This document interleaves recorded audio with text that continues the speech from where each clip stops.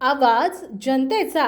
वाशिम जिल्ह्यामध्ये रिसोड मतदारसंघात अतितटीची लढत पाहायला मिळाली असून तीनही उमेदवार तगडे होते। त्यामध्ये माजी खासदार अनंतराव देशमुख आणि विधान परिषद आमदार भावनाताई गवळी आणि परंपरागत आमदारकी राखणारे आमदार अमित सुभाषराव झणक यांनी दोघांनाही मात देऊन आपला गड राखण्यात यशस्वी झाले।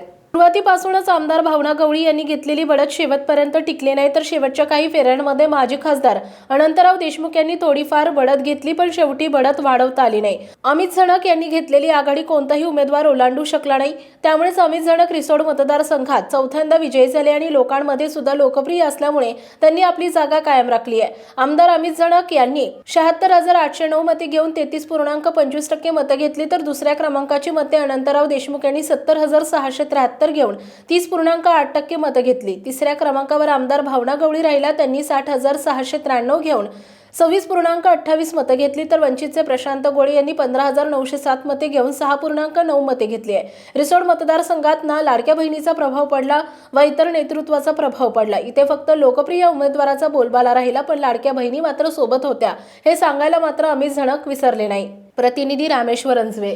आपल्या परिसरातील बातम्या आणि ताज्या घडामोडी पाहण्यासाठी आजच आमच्या ABK न्यूज 24 चॅनलला सबस्क्राईब करा आणि बेल आयकॉनवर क्लिक करा।